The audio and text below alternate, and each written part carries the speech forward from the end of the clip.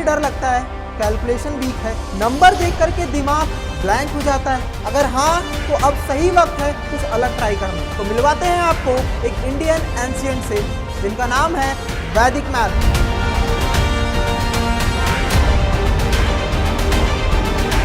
16 super smart सूत्रास जो बनाए आपको मैथ्स में फास्ट एंड फियरलेस।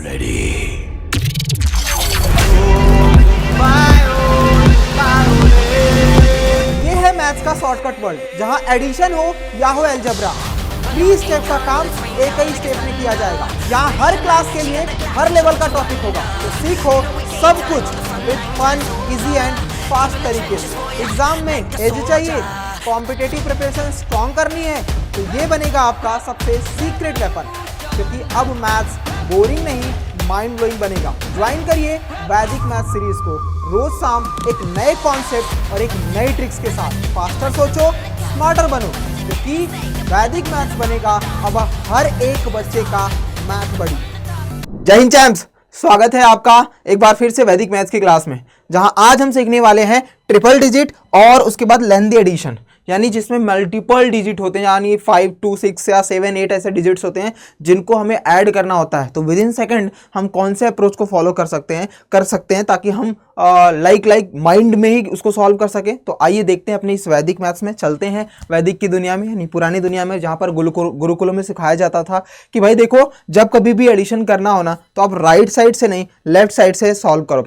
हमने पहली क्लास में सीखा था कि जब हमारे पास एन डिजिट होता है और सिंगल डिजिट और डबल डिजिट होते हैं तो हम कैसे सॉल्व करते हैं। अगर आपको याद नहीं है तो क्लासेस लग चुकी हैं, मतलब हो चुकी हैं, जा करके उसको देख लो आप। अगर वो नहीं देखोगे तो ये क्लास नहीं समझ में आएगी, यानी ये रूल्स आपको समझ में नहीं आने वाला। तो सबसे पहले अगर आपने नहीं देखा है तो जाकर के पहली क्लास देख लीजिए, इसी चैनल पर है, चैनल को सब्सक्राइब जरूर कर लेना अगर नए बच्चे हो तो, क्योंकि ये वैदिक मैथ्स फ्री ऑफ कॉस्ट मिलने वाली है। अभी आपको लग सकता है कि ये इजी चल रही है, लेकिन जब हम मल्टीप्लिकेशन सीखेंगे, सब्ट्रैक्शन सीखेंगे, डिवाइड सीखेंगे, उसके बाद की जर्नी तो और बेहतरीन होने वाली, जहां पर एलसीएम, एचसीएफ, परसेंटेज, रेशियो, बहुत अच्छी चीजें वैदिक मैथ्स में आने वाली हैं, जहां पर आपको मैथ्स में 1x से उठा करके 10x बनाने वाला, यानी ये सीरीज, ये वैदिक मैथ्स क्लास आपको कैलकुलेट करेगी 10x फास्टर, यानी बनाएगी आपको बच्चा 10x फास्टर। जितनी भी आपकी इस समय परसेंटेज है, जितनी भी आपके अंदर वो कॉन्फिडेंस है, उसका 10x टाइम आपका बढ़ने वाला है। तो विदाउट एनी डिले स्टार्ट करते हैं। आइए तो सबसे पहले ट्रिपल डिजिट के बारे में थोड़ा समझते हैं और अपनी पिछली क्लास से रिलेट करते हुए क्वेश्चन को आगे देखते हैं। बच्चा देखिए क्या लिखा है, एडिशन ट्रिपल डिजिट में हमें करना है। अब ट्रिपल डिजिट क्या होता है, जैसे मान लो 6 7 2 1 2 5 ऐसा हमने प्लस किया। बेटा मैंने दो चीज़ें आपको समझाई थी कि जब भी हमें एडिशन करना है हमें दो चीज़ों पर सोचना है। एक तो होता है डायरेक्ट और एक होता है कैरी, यानी जहां पर हमारे पास कैरी नंबर्स हो रहे होंगे वहां के एडिशंस करने में थोड़ा सा टाइम लग जाता है। उसी की अप्रोच मैंने आपको एन डिजिट वाला समझाया था, उसी तरीके से इसको भी समझा रहा हूं। तो अगर एन डिजिट नहीं समझ में आ रहा है तो पहली क्लास में जाकर के देख लो आप, ये दूसरी क्लास है एडिशन की। डायरेक्ट रहता है तो कोई भी दिक्कत नहीं रहती है, आप नॉर्मली कर लेते हो। अब डायरेक्ट में क्या होता है और कैरी में क्या होता है, जैसे मैंने लिखा 8 और 7, तो ये हमारे लिए क्या होगा 15 आ रहा है, जहां पर 1 कैरी होता है। तो जब भी कैरी वाला पोर्शन होता है ना तो हम एन डिजिट को याद करते हैं। एन डिजिट क्या कि हम 7 + 6 13 ना सोच करके 3 सोचते हैं, 1 को हम कैरी ले लेते हैं। हम 9 + 8 को 17 ना सोच करके 7 समझते हैं। ये हमारा एन डिजिट का रूल है, तो जाकर के आप जरूर देख लेना। उसी तरीके से डायरेक्ट में क्या होता है, जैसे मैंने लिखा 2 + 3, तो इसमें कैरी नहीं होता बेटा। 5 कोई कैरी नहीं है, एन डिजिट हमारा 5 ही बनेगा। तो आपको बस ये चीजें ध्यान में रखनी है कि किन नंबरों से एन डिजिट बनता है और किन नंबरों में कैरी बनता है। ठीक है, वो दोनों क्लियर हो गया। तो ट्रिपल डिजिट या मल्टीपल डिजिट वाले जो सम रहते हैं उनको हम फिनिश कर लेंगे बच्चा।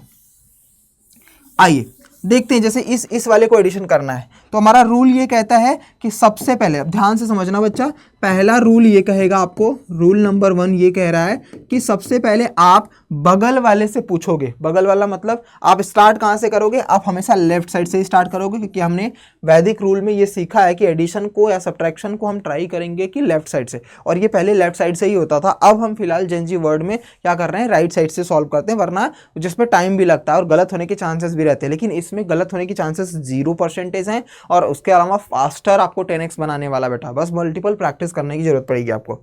रूल नंबर 1 क्या होगा कि आपको लेफ्ट साइड से सॉल्व करना है, और जिस डिजिट को आप ऐड कर रहे हो उसके बगल वाले को देखो कैरी में है कि नहीं, यानी साइड वाला बंदा, बस इतना याद रखना बच्चा कि जो साइड वाला बंदा है ना जस्ट साइड वाला बंदा है ना बेटा, वो कैरी में है, कैरी में है या फिर डायरेक्ट है। अगर कैरी में होगा, अगर कैरी में होगा तो कैरी में होते ही हम +1 ऐड कर देंगे, अभी समझाऊंगा।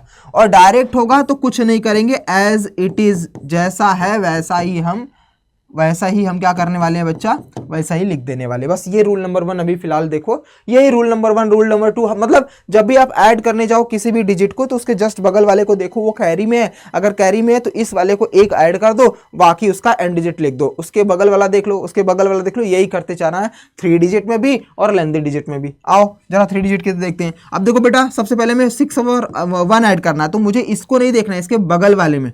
ये क्या है 7 और 2, 7 2 9 होता है, एंड डिजिट इसका 9 आएगा, मतलब फिक्स्ड है कि ये क्या होने वाला है बच्चा, ये हमारे लिए होने वाला डायरेक्ट। तो ये 7 to 9 हो गया, उससे पहले ये लिखेंगे 6 1 7, फिर 9 5 2 7। ये डायरेक्ट था, हमने क्वेश्चंस को सॉल्व कर लिया, इजी सा था, 7 9 7। ठीक है, दूसरा क्वेश्चन लेते हैं। देखिए जैसे मान लो मैंने लिखा 6 या 5 9 8 और यहाँ पर लिखा 7 3 6, ऐसा समथिंग लिखा हुआ है, इसको ऐड करना है हमें, रेंडमली अब ऐड करना है। तो अब देखो 10x फास्टर, थोड़ा सा स्पीड तुम्हारी बढ़ेगी।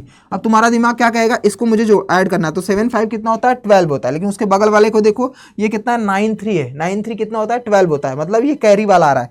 तो ये 7 5 12 की जगह पर 30 कर दो, +1 इसमें ऐड कर दो। ठीक है, अब 9 3 का यूनिट एंड डिजिट लिखना है, 9 3 का 2।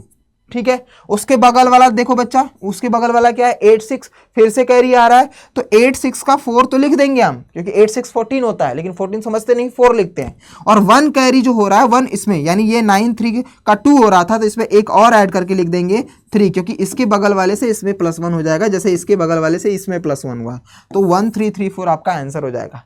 थोड़ा बहुत प्रैक्टिस, अभी आपको थोड़ा सा डिफरेंट लगेगा सर, इससे अच्छा तो हम ऐड कर लेंगे, लेकिन मेरे रॉकस्टार यकीन मानना कि जब आप इसकी मल्टीपल 10 से 15 20 क्वेश्चंस कर लोगे ना, तब आपकी स्पीड चेक करना। अभी स्टार्टिंग में आपको लगेगा, क्योंकि आप बचपन, जैसे मैं अभी आपसे बोलूं कि आप क्या कर रहे हो कि इसी हाथ से खाना खा रहे हो, इसी हाथ से खाना खा रहे हो, अब मैं इस हाथ से खाना खिलाने के लिए बोलूं जिसका आपने कभी यूज ही नहीं किया है, इस हैंड से, तो आप बहुत स्लो अगर धीरे धीरे खाओगे तो कभी इधर खाना गिरता रहेगा। लेकिन जब आप इसकी मल्टीपल प्रैक्टिस कर लोगे ना, तो शायद इससे भी फास्ट आप करने लग जाओ, क्योंकि प्रैक्टिस मेक्स मैन परफेक्ट, आपको पता है बच्चा। उसी तरीके से वैदिक मैथ्स जो है ये सर्टिफाइड है, दुनिया का कितना भी शॉर्टकट निकाल दिया जाए, लेकिन वैदिक मैथ से शॉर्टकट नहीं बन सकता, क्योंकि मूलभूत आधार ही हमारा वैदिक मैथ्स है, जिसके बेस पर लोग शॉर्टकट निकालते हैं। तो जब जिसके बेस पर हम शॉर्टकट निकालते हैं, वो उसको तो कोई हराना पॉसिबल ही नहीं है, इसीलिए ये चीज़ें इंपॉर्टेंट है। जैसे मान लो मैंने लिखा 7 6 9 3 2 7, ऐसा समथिंग हमने लिखा है। ठीक है बच्चा, अब इसको ऐड करना है। इसको ऐड करना क्या करेंगे, 7 + 3 10 हो रहा है, लेकिन उसके बगल वाले पर देखो 6 2 8 कितना हो रहा है, 6 2 8 हो रहा है, यानी ये डायरेक्ट है। तो इसका मतलब ये जो है ना बच्चा, ये 7 3 डायरेक्ट लिख दो 10। ठीक है, अब इसको ऐड करने जा रहा है, तो उसके बगल वाले को देख लो, तो 9 7 कितना होता है 16, 16 को 6 लिखेंगे, हमें 16 समझना ही नहीं, एंड डिजिट लिखना है।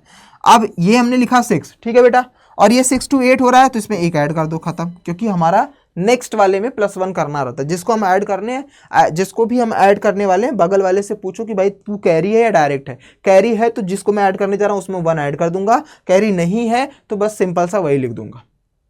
ठीक है, समझ में आ गया। तो 3 डिजिट वाले कॉन्सेप्ट समझे। 3 डिजिट वाला मतलब हमेशा आपको साइड वाले से पूछना है। हमेशा किससे पूछना है बेटा, साइड वाले से पूछना, और साइड वाला ही आपको आंसर देगा कि भाई तुम्हें किस तरीके से सॉल्यूशन देना है। अब क्या करना है, रूल नंबर 1, अगर कैरी रहा तो जिसको हम ऐड कर रहे हैं उसमें +1 कर देंगे, और जिससे हम पूछ रहे हैं कि भाई तू कैरी वाला है कि डायरेक्ट है, उसके एंड डिजिट को लिख देंगे, दैट्स इट। आइए अब हम समझते हैं लेंदी वाले को। अगर 3 डिजिट समझ में आ गया है तो, जैसे मान लो मैंने लिखा 3 2 5 7 6 9 1 2, इतना बड़ा नंबर है। इसको अब देखो, इसमें इजी तुम्हारा लगेगा, फटाफट तुम्हारी प्रैक्टिस बनेगी। 1 2 5 7 6 9, या ऐसा कर लो एक ही नंबर, 4 9 5 3 7, कुछ भी 6 7 ऐसा समथिंग हमने ऐड कर लिया। ठीक है बेटा, अब हमें लेफ्ट साइड से ही, पहला रूल यही याद रखना है कि हमें लेफ्ट साइड से ही याद करना है, क्योंकि कैलकुलेशन तभी हमारी फास्ट बन पाएगी। हमें इसको ऐड करना है, लेकिन हम जाएंगे बगल वाले के पास। ठीक है भैया, तो बगल वाले के पास जाएंगे, ये क्या है डायरेक्ट है, तो 3 + 1 4 कर दिया। अब हमें इसको ऐड करना है, तो बगल वाले के पास 5 4 9 डायरेक्ट है, तो ये 4 ऐड कर दिया। 5 4 के बगल में ये क्या है 9 7, 9 7 क्या है बेटा कैरी वाला है, तो ये वाले को इसमें एक ऐड कर देंगे।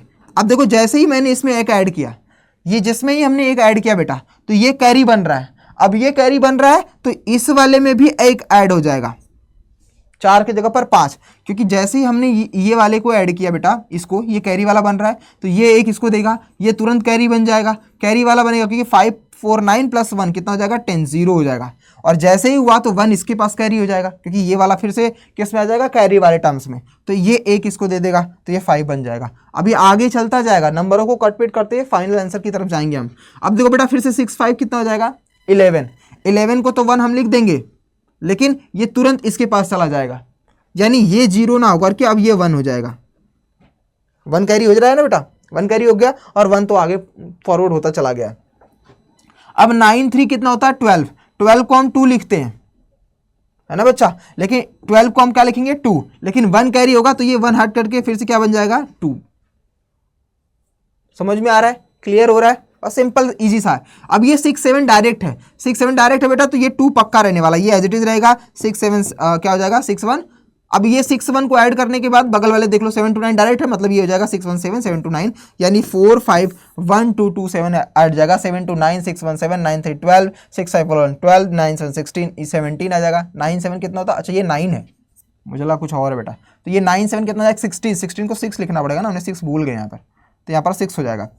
ठीक है, समझ में आ गया। 6 5 11 12 6 9 7 16, ये 18 हो जाएगा, 17 हो जाएगा, क्योंकि 7 वाला हमने लिखा ही नहीं है यहाँ पर, 17 हो गया। ठीक है, डन। यहाँ पर 5 4 9 10 11 हो जाएगा, 9 7 60 17, 9 7 कितना हो जाएगा 16, एक कैरी हुआ तो 17 बन गया, एक बचा, इधर जाएगा 5 4 9, 9 में 1 ऐड कर दिया तो 10, तो ये एज इट इज रहने वाला है, क्योंकि 10 ही होने वाला है, प्लस 1 तो हमेशा हो जाएगा। 2 2 4 5, तो हमारा एक्चुअल आंसर होगा 4 5 0 7 2 2 4 9, ये 4 था कि 7 था, 7 था, 6 1 7 था।